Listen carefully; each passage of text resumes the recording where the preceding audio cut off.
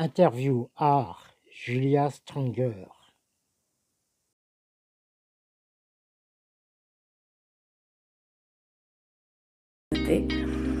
Donc, présentation, qu'est-ce qui t'a inspiré à écrire? Donc, je dirais, moi, ce qui m'a inspiré à écrire, c'est en fait mon imagination, tout simplement.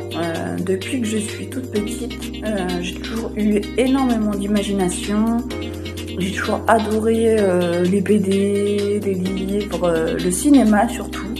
Parce que avant tout, j'avoue que j'étais pas quelqu'un qui dévorait des livres, mais j'adorais inventer des histoires, j'adorais inventer des jeux de rôle, où en fait, entre camarades, on devait être un tel ou un tel, c'est un petit peu jouer aux cow-boys et aux indiens. Et voilà, c'est ça qui m'a inspiré à écrire. C'est vraiment partir dans le monde imaginaire. Donc, deuxième question. En quelle année as-tu commencé à écrire tes premiers recueils? Alors, oula! En vérité, ça fait depuis que je suis vraiment toute petite que j'écris. Mais bon, les recueils, les recueils, c'était un petit peu... Mais en fait, j'ai commencé vraiment à écrire quand j'avais peut-être 11 ou 12 ans. Et je me rappelle que j'écrivais des histoires inspirées un petit peu, si vous vous rappelez, des Chers de Temps. Et du coup, j'inventais un petit peu des histoires drôles comme ça, et ça me plaisait, j'aimais bien écrire. Et c'est à partir de là, mais un peu plus sérieusement, je crois que je me suis mis à mes 15 ans, ça a traîné pendant mes 15 ans jusqu'à aujourd'hui, mais c'était resté un petit peu en place, c'était resté plat, et j'avais pas, comment dire, travaillé davantage le sujet. J'avais écrit et j'avais gardé ça de côté pour moi. Alors ensuite, quelles sont tes approches avec l'écriture? Donc tout simplement, elles sont basiques, hein, comme tout le monde, je suis allée à l'école, j'ai appris à écrire.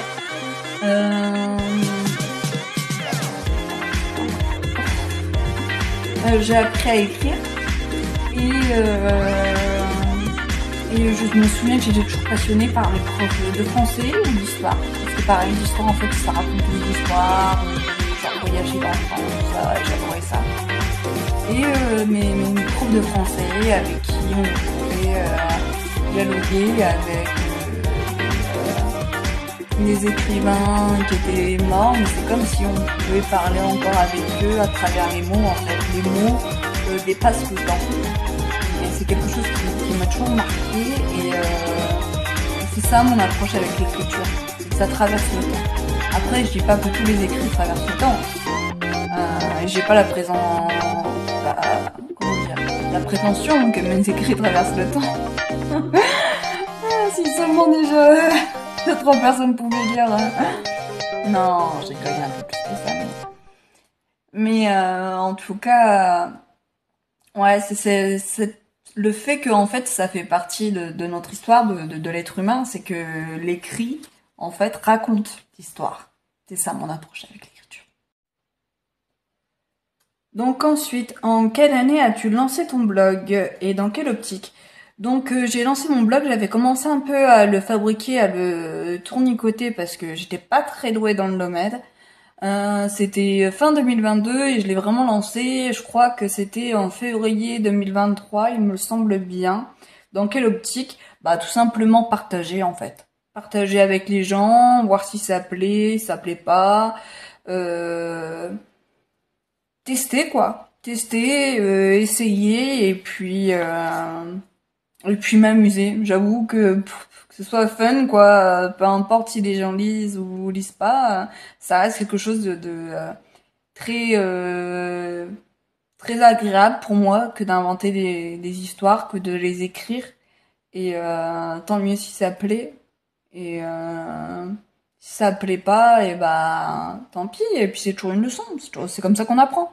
C'est aussi, je pense, une manière d'apprendre aussi. Dans quelle optique, si je dois répondre, c'est comment apprendre un peu à se corriger. Par exemple, au niveau de l'orthographe, de la grammaire, etc. Parce que je sais que même si j'aime écrire des histoires, c'est pas pour autant que je suis une as de la grammaire française. Loin de là.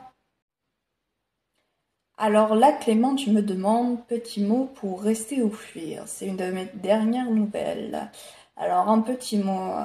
Bah en vérité, je peux pas vraiment dire de petits mots parce que je sais pas si les gens qui vont m'écouter l'auront lu, donc je veux pas spoiler. Ce que je peux dire, c'est que en fait, j'étais inspirée du livre de Stephen King qui s'appelle L'écriture, où en fait justement lui donne des conseils, ou du moins donne de son expérience sur l'écriture.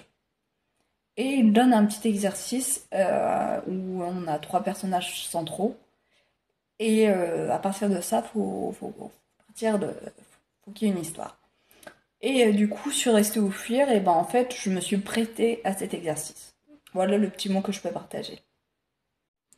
Alors là, Clément, tu me poses une question très difficile, je ne sais pas comment trop répondre.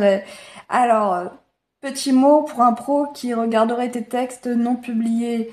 Bah, s'il vous plaît, publiez-moi. Non, sinon, bah, je sais pas, hein, je vais pas faire non plus, comment dire, un CV ou une lettre de motive, hein, lisez, dites-moi si ça vous plaît, et si vous plaît, contactez-moi, de toute façon, hein, c'est assez simple de me contacter, et ouais, voilà, c'est tout ce que j'ai à dire. Alors là, Clément, tu me demandes, quelle est la bonne technique d'écriture selon toi? Alors, question assez large. Quelle est la bonne technique d'écriture? En fait, je pense qu'il faut écrire. Enfin, il n'y a pas de bonne manière d'écrire. Je pense qu'il faut écrire avec sa patte, avec ses tripes. Faut écrire comme on sent qu'il faut l'écrire. Donc après, bien sûr, il y a toutes les règles d'orthographe, de grammaire, de ceci, mais en passant outre ça, il faut écrire sans forcément copier quelqu'un, sans forcément. On peut s'inspirer, bien sûr. On peut être dans l'innutrition, ça c'est sûr. Mais en vérité, écrivez avec votre cœur. Voilà. Enfin, un peu phrase facile, mais écrivez avec votre cœur. Alors, art et lecture sont compatibles? Point d'interrogation. Bien sûr que oui. Bien sûr, bien sûr. L'écriture est un art. Bien sûr. L'écriture, c'est écrire des livres, c'est écrire des histoires, c'est écrire des recueils, c'est écrire de la poésie, c'est de l'art, c'est écrire des pièces de théâtre. L'écriture, c'est tout. L'écriture, c'est écrire même le cinéma. Il faut des lettres pour tout ça, qui forment des mots, qui forment des phrases. Donc, bien sûr que les deux sont compatibles. Ensuite, alors, quel est mon projet à venir? Donc, comme j'avais déjà expliqué, c'est Dans la gueule du loup. C'est quelque chose sur lequel je travaille d'arrache-pied, qui me touche. Donc après, ça plaira pas. Bref, on verra bien. Et si je dois donner un conseil pour quelqu'un qui se lance, tout simplement, prends un crayon, une feuille et écris. Allez, bye. Merci encore à Clément Cry.